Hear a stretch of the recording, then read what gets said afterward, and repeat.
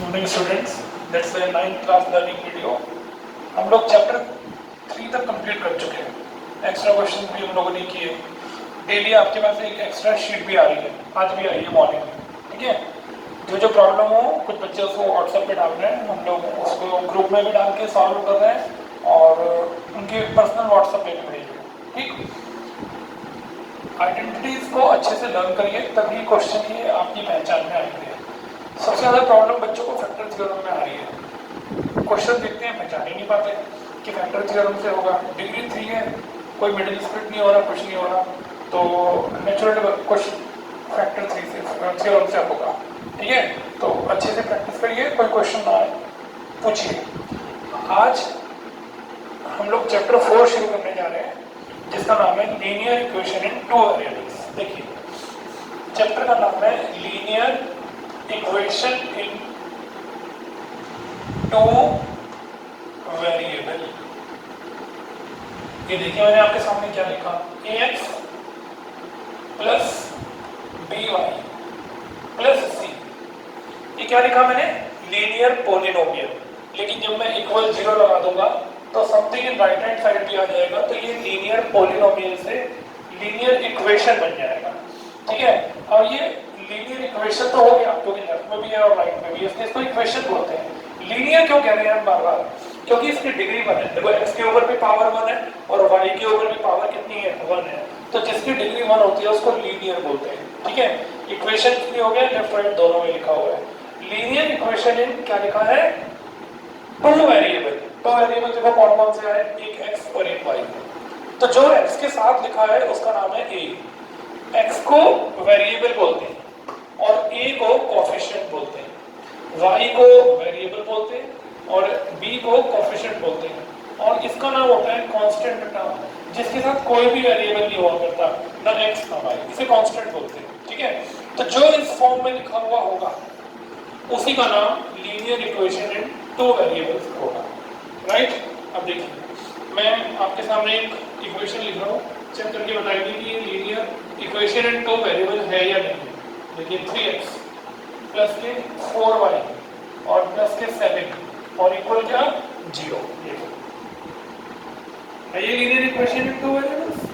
Right, linear क्यों, क्योंकि degree 1 है। देखो, सबकी डिग्री 1 है, 2 पॉलिनोमियल आए, वेरिएबल आए हैं x और y, तो लीनियर इक्वेशन इन 2 वेरिएबल्स और इक्वल 0 लिखा हुआ है, तो ये इसकी स्टैंडर्ड फॉर्म है और ये इसका आंसर है। राइट, पॉलिनोमियल आप कैसे लिखा करते थे, ऐसे ही ax प्लस b। ये क्या हुआ, लीनियर पॉलिनोमियल इन 1 वेरिएबल। देखो, 1 वेरिएबल। ये क्या हुआ, लीनियर पॉलिनोमियल इन 2 वेरिएबल। राइट, और जब मैं इनके आगे इक्वल 0 लगा दूंगा तो ये पॉलिनोमियल से क्या बन जाएंगे, इक्वेशन। डिग्री 1 है इसलिए लीनियर, वेरिएबल 1 है इसलिए 1 वेरिएबल, 2 वेरिएबल है x और y, तो 2 वेरिएबल। ठीक है, आइए अब इनका कंपैरिजन करते हैं। बोलिए, x से पहले क्या लिखा है, a, और यहाँ x से पहले क्या लिखा है, 3, तो बोलिए a का आंसर क्या हो गया, 3। y से पहले b लिखा है, y से पहले 4 लिखा है, तो बताइए b का आंसर क्या हो गया, 4। और कांस्टेंट टर्म का नाम c है, तो c की वैल्यू क्या हो गई, 7। बताइए, समझ में आएगा नहीं। अच्छा, ये वाला मैं इक्वेशन ऐसे भी लिख सकता था, 3x इक्वल्स माइनस के 3y 4y और माइनस का 7। ठीक है, तो पहले मुझे इसको ऐसे स्टैंडर्ड फॉर्म में बनाना पड़ता। मैं 4y को भी इधर पे बनाता, 7 को भी इधर, तो बताइए जब सब कुछ लेफ्ट में आ जाता तो राइट में क्या बच जाता, 0।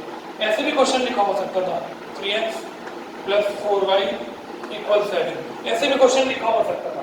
तो बताइए, क्या इसकी स्टैंडर्ड फॉर्म कैसे लिखेंगे, पहले 3x फिर 4y, ये 7 लेफ्ट में आ गया और इधर क्या बच गया, 0। ये 7 राइट साइड से कहाँ आ गया, लेफ्ट साइड में आ गया। अब मैं इसके नीचे लिख रहा हूँ ax प्लस by प्लस का c इक्वल 0। आइए कंपैरिजन करें। बताइए, x के साथ a लिखा हुआ है तो a का आंसर 3 हो गया, y के साथ b लिखा हुआ है तो b का आंसर 4 हो गया, और c के साथ -7 है तो c की वैल्यू क्या हो गई, -7 हो गई। तो स्टैंडर्ड फॉर्म से दी हुई इक्वेशन को कंपैरिजन करते हैं। अच्छा, ऐसे भी हो सकता था क्वेश्चन, सपोज कीजिए ऐसे लिखा होता 3x प्लस 7 इक्वल 0, ऐसे। ठीक है, तो इसे स्टैंडर्ड फॉर्म में कैसे लिख के दिखाओगे, कैसे लिखेंगे, लेट्स से 3x प्लस, अब इसमें y तो है ही, तो y नहीं है तो y को क्या लिखेंगे 0 इंटू वाई, और फिर क्या लिखेंगे प्लस का 7, और फिर इक्वल क्या लिखेंगे 0। ये बिल्कुल अब ये स्टैंडर्ड फॉर्म हो गई। अगर y नहीं है तो y को 0 इंटू वाई लिखना है, x नहीं है तो x को 0 इंटू x लिखना है, कांस्टेंट टर्म नहीं है तो कांस्टेंट टर्म को 0 लिखना है। अब मैं इसके नीचे लिख रहा हूँ ax plus by plus c equal 0। आइए कंपैरिजन करें, x के साथ 3 लिखा हुआ है तो a की वैल्यू 3 हो गई। बताओ b का आंसर क्या हो गया 0 हो गया, और c का आंसर बताओ कितना हो गया 7। बात समझ में आएगी क्या? ठीक है, तो कंपैरिजन करेंगे। अगर कुछ नहीं लिखा हुआ तो पहले उसको पूरा, अच्छा अगर क्वेश्चन ऐसे लिखा होता 3x इक्वल 0, बस ऐसे क्वेश्चन होता तो कैसे लिखते हैं, ऐसे लिखते 3x 0 into Y plus 0 equal 0। देखो इसका मतलब भी 3x है और इसका मतलब भी 3x। मैं 0 को y से मल्टीप्लाई करो 0, और 0 में 0 प्लस करो 0, ये आ गया। अब कंपैरिजन कैसे करेंगे, इसके नीचे लिखेंगे ax plus by plus c equal 0। करो कंपेयर, a का आंसर क्या आ गया 3, b का आंसर क्या आ गया 0, और c का आंसर क्या आ गया 0। देखो कंपेयर कर दिया। सब कुछ लेफ्ट साइड में लिखा होना चाहिए, राइट साइड में 0 होनी चाहिए, और x के साथ जो लिखा होता है उसको a बोलते हैं, वो कोएफिशिएंट a, और y का कोएफिशिएंट b, यानी कि b की वैल्यू 0, a का आंसर 3 और c की वैल्यू 0। अच्छा अगर ऐसे लिखा होता -3y इक्वल 1, ऐसे लिखा होता तो बताइए इसमें x है, x तो नहीं, इसमें क्या नहीं था y नहीं था तो 0 इंटू वाई लिखा। अब इसमें क्या नहीं है x नहीं है तो क्या लिखूंगा 0 इंटू x और माइनस का 3y। ठीक है, इस 1 को भी इधर ले आओ -1, और उस साइड बताओ क्या बच गया, देखो 0 बच गया। 0 इंटू एक्स माइनस का 3y माइनस के 1 इक्वल 0। आइए कंपैरिजन करें, ax प्लस by प्लस का c। बताओ भाई x के साथ a लिखा हुआ है तो a का आंसर 0, b का आंसर बोलो क्या -3, c का आंसर -1। कुछ माइंड ओपन हुआ कि कैसे कंपैरिजन करते हैं, किसको दो वेरिएबल बोलते हैं, लीनियर क्यों बोलते हैं, इक्वेशन क्यों बोलते हैं, टू वेरिएबल क्या होता है, कि दो वेरिएबल x और y 1 डिग्री है इसलिए लीनियर, दोनों साइड लिखा हुआ है इसलिए इक्वेशन, नाम हो गया linear equation in two variables. ठीक है, जब a का आंसर लिखेंगे तो x भी लिखेंगे, x के साथ जो लिखा होगा उसका नाम a होगा, ये बात ध्यान रखना। y के साथ जो लिखा होगा उसका नाम b होगा, और कांस्टेंट टर्म का नाम क्या होगा c। सबकी ध्यान से बात। ठीक है, चले आगे। आइए अब हम अपनी एक्सरसाइज 4.1 शुरू करते हैं। ठीक है, ध्यान से क्या लिखा हुआ है 4.1।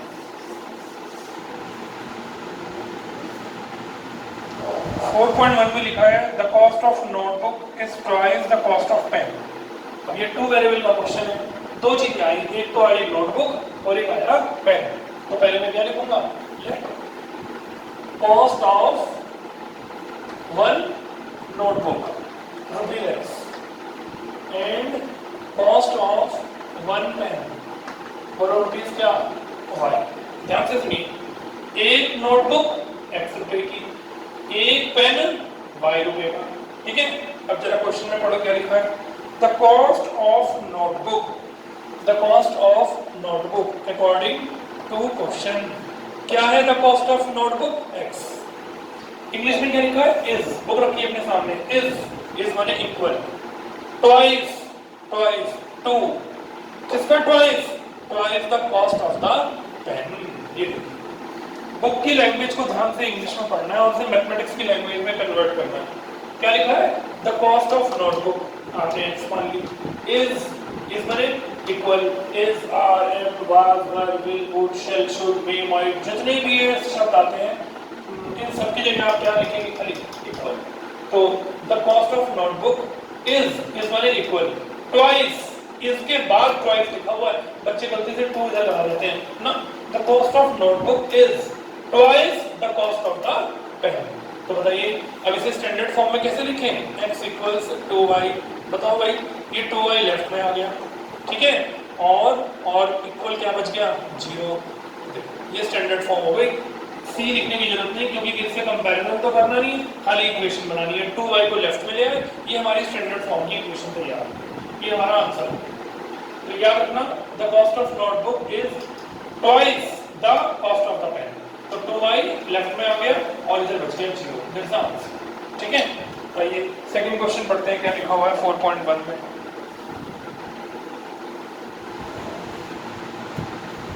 चैप्टर 3 अच्छे से समझने के बाद ही चैप्टर 4 समझ में आएगा, ठीक है, ध्यान से सुनिए। क्वेश्चन 2 में लिखा हुआ है express each of the following in form of linear equation ax plus by plus c and indicate a b and c। चलिए सबसे पहले देखिए 2x plus 3y इक्वल 9.35 बार, ठीक है। कह रहे हैं इसे स्टैंडर्ड फॉर्म में लिखो। कौन सी होती है standard form? ax plus by, standard form होती है ax, चलो भी लिखेंगे 2x plus के 3y, जरा इसको इस साइड ले आओ, माइनस का 9.35 इक्वल, देखिए ये होती है स्टैंडर्ड फॉर्म। सब कुछ लेफ्ट में होना चाहिए, राइट साइड में 0 होनी चाहिए, और पहले x का नाम आना चाहिए, फिर y का नाम आना चाहिए, फिर कांस्टेंट का नाम आना चाहिए। आइए इसके नीचे स्टैंडर्ड फॉर्म लिखें ax plus by plus c equal 0, ठीक है। अब उसने कहा स्टैंडर्ड फॉर्म में लिखो, लिख दिया। अब उसने कहा कि ABC को आंसर भी इंडिकेट करो, तो बोलिए x के साथ 2 लिखा हुआ है, तो a का आंसर बताओ क्या हो गया 2। बताओ y के साथ क्या लिखा है b, तो b की वैल्यू क्या हो गई 3 हो गई। c की वैल्यू क्या हो गई? बच्चे ना 9.35 बार बोल देते हैं, लेकिन इस माइनस का साइन को छोड़ देते हैं। भैया c के साथ क्या लिखा हुआ है? c की वैल्यू है -9.35 बार, साइन के साथ वैल्यू लिखनी है, ये बात ध्यान रखना। बच्चों से माइनस का साइन छूट जाता है। अगर ये माइनस के 3y होगा तो मैं y की b की वैल्यू -3 लिखता, ठीक है। आया समझ में? क्या करना है, पहले दी हुई इक्वेशन को स्टैंडर्ड फॉर्म में लिखना है, सब कुछ लेफ्ट में लेकर आना है, इक्वल 0, x का कोएफिशिएंट आना चाहिए, y का कोएफिशिएंट यानी कि वेरिएबल आना चाहिए, कांस्टेंट आना चाहिए, और a b c कंपैरिजन करना है आपस में और आंसर लिखना है, ठीक है। चलिए अब एक और क्वेश्चन करते हैं, तभी आएगा। देखो मैंने वैसे बहुत सारे क्वेश्चन किए। क्वेश्चन है x minus y upon 5 minus का 10 इक्वल 0। अब आपके पास इस क्वेश्चन को करने के दो रास्ते हैं, या तो आप इसका एलसीएम ले लो, या एलसीएम नहीं लेना चाहते, देखो पहले x लिखा है, फिर y लिखा है, फिर कांस्टेंट टर्म, कोई बात नहीं, इसी के नीचे लिखो ax प्लस by प्लस का c इक्वल 0। चलो बताओ x के साथ यहाँ क्या लिखा है? अगर कुछ नहीं लिखा है तो x के साथ क्या मानेंगे 1, तो बताओ a की वैल्यू 1 हो गई। y के साथ b लिखा है, तो बताओ यहाँ y के साथ लिखा है माइनस, ऊपर की तरफ 1 और नीचे 5, खाली 5 नहीं है, ये 1/5 है। और बताओ c का आंसर क्या हो गया -10। ऐसे स्टैंडर्ड फॉर्म में लिखना है और फिर कंपेयर करना है, फिर एबीसी निकालना है। अभी और चलते हैं, खूब सारी वैरायटीज हैं, देखिए और चलते हैं। क्वेश्चन है माइनस का 2x प्लस का 3y इक्वल 6। एक और क्वेश्चन है x इक्वल 3y। चलिए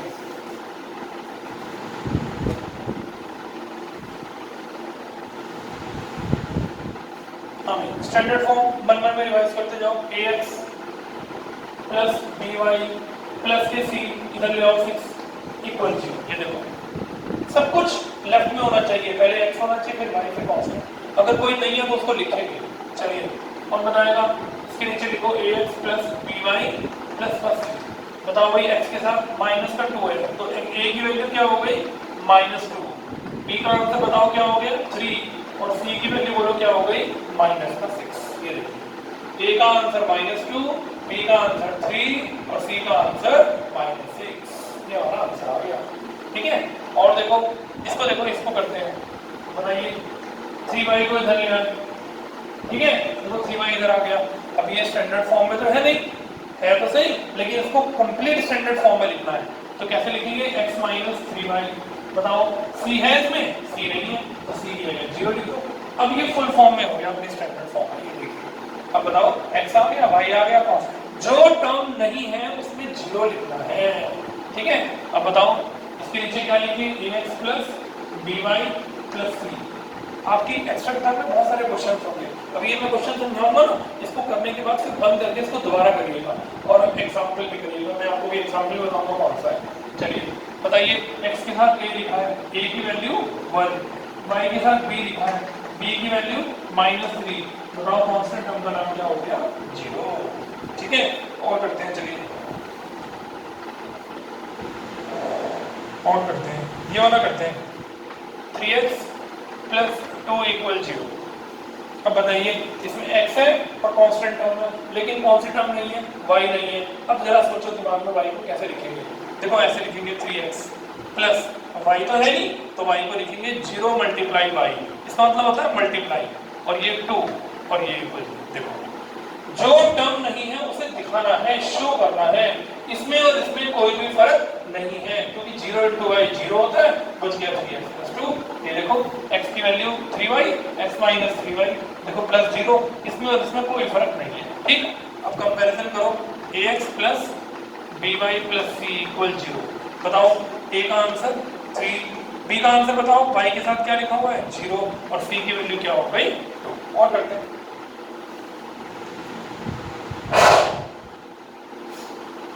y माइनस 2 इक्वल 0। बताओ भाई y माइनस 2 इक्वल 0, बड़ा अच्छा क्वेश्चन है, अब आपको और अच्छे से समझ में आएगा। बताइए सोचकर, क्या इसमें x है? नहीं है ना, कोई बात नहीं, सोचो दिमाग में क्या लिखें, x नहीं है, क्या लिखें? कुछ बच्चों के दिमाग में ठीक ठीक आ रहा है, 0 into X plus Y minus 2 equal 0। Constant term नहीं है तो डायरेक्ट 0 लगानी है, y नहीं है तो 0 इंटू वाई लिखना है, x नहीं है तो 0 इंटू एक्स लिखना है। सबसे पहले x फिर y फिर कांस्टेंट टर्म। इसके नीचे कंपैरिजन करने के लिए लिखते हैं ax प्लस by, ये स्टैंडर्ड फॉर्म है linear equation in two variables की। x के साथ a लिखा हुआ है, देखो y के साथ b लिखा है, अब यहाँ कुछ नहीं लिखा तो क्या लिखेंगे 1, और c की वैल्यू क्या है माइनस का 2, ये 1y है तो b की वैल्यू 1, और c का आंसर हो गया माइनस 2। ठीक है, अब थोड़ा बहुत आया नहीं आया, एक पार्ट बचा वो भी करता हूँ। 5 इक्वल टू एक्स, लो भाई यहाँ कर देते हैं 5 इक्वल टू एक्स। अब बताओ भाई इसको कैसे लिखोगे, बताओ स्टैंडर्ड फॉर्म में कैसे लिखोगे। इस 5 को उधर ले जाओ, देखो 2x प्लस ये 5 इधर आकर माइनस का हो गया, बताओ इस साइड क्या बच गया 0। चाहे 2x को उधर ले आते, इससे कोई फर्क नहीं पड़ता। अब मैं इस 5 को उधर ले गया, ठीक है। अब बताओ क्या इसमें y है? नहीं है, लिखो 2x plus 0 into Y, Y नहीं है, देखो ऐसे 0 इंटू वाई माइनस का 5, अब इक्वल 0 चाहे इधर लिख दो, इक्वल 0 चाहे इधर लिख दो, इससे कोई फर्क नहीं पड़ता। बताइए क्या लिखो इसके नीचे, ax प्लस by प्लस का c। बताओ भाई a का आंसर क्या हो गया 2, b का आंसर 0, और c की वैल्यू -5। मैंने काफी सारे पार्ट्स इसमें कर दिए, फिर भी कोई दिक्कत तो बताइए।